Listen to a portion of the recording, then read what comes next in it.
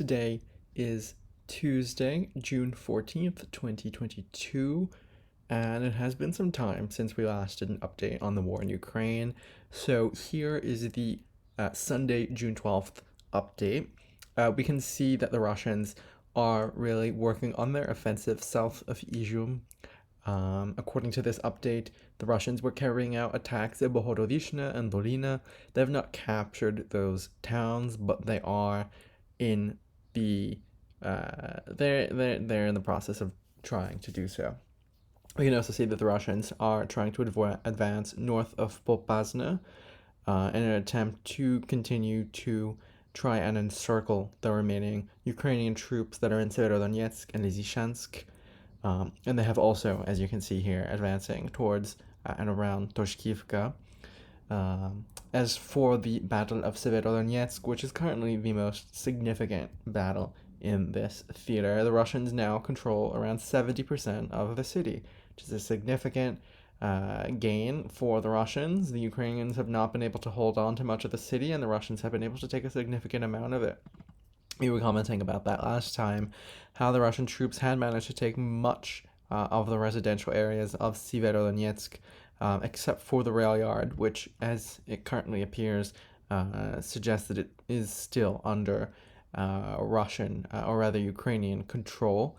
We also received news reports over the past few days that Sievierodonetsk had been cut off from the rest of Ukraine by Russian forces, and that the Russian forces had destroyed the various bridges over here that you can see connected to the city of Lysychansk.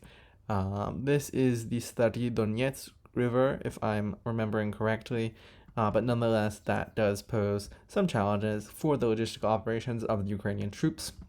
If they want to retreat, for example, to Lysychansk, not as easy given the fact that all those bridges are destroyed. The president, Zelensky, has been warning of a brutal battle ahead.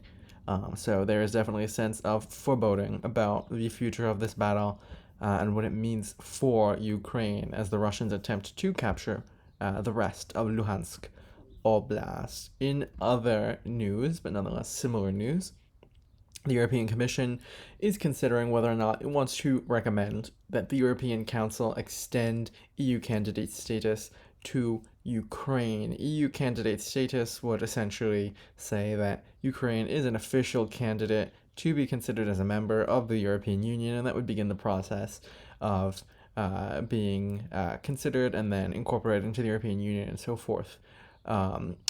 The European Commission President, Ursula von der Leyen, recently visited Kyiv with President Zelensky on June 11th. That was a surprise visit that she made, certainly related to this potential recommendation that Ukraine be granted official status as an EU candidate country.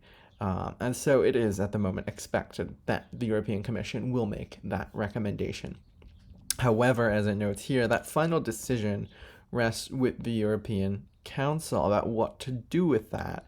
And you've seen several countries, specifically Germany and France, that are very hesitant to speed up the process of admitting Ukraine as a member of the European Union. You can see here that on, at least over the past few days, the Elysee Palace, which is essentially the office of the President of France, said that if Ukraine were to be granted candidate status, that would be just the start of a much longer process. Macron has said that it might be 10 years before Ukraine is admitted as a member of the European Union. And you can see here as well some of the rationale behind that, the fact that you have other countries in the Western Balkans that have been attempting to join the European Union for, at most almost 17 years now, as in the case of North Macedonia, and to admit Ukraine in just a matter of months versus these other candidates that are attempting to get into the Union and have been trying to do so for more than a decade. Just it doesn't match with one another.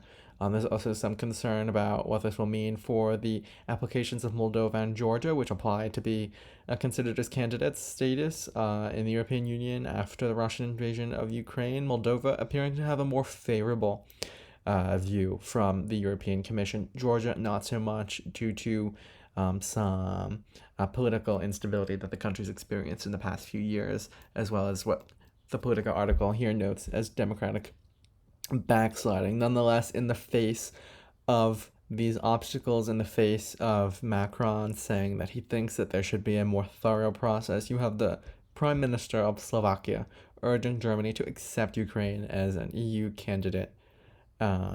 So the European Commission expecting to recommend that candidate status. Germany, along with France, saying that they think this should be a longer process, that this cannot be rushed through. But Heger, the Prime Minister of Slovakia, urging Scholz to consider the situation in Ukraine as a reason to expedite this process. Whether or not that actually happens remains to be seen. Nonetheless, we do expect the European Commission to recommend granting Ukraine official status. Whether or not the European Council does that, yet to be seen, but France and Germany do appear quite skeptical. So that is the most recent update on the war in Ukraine as of Tuesday, June 14th, 2022.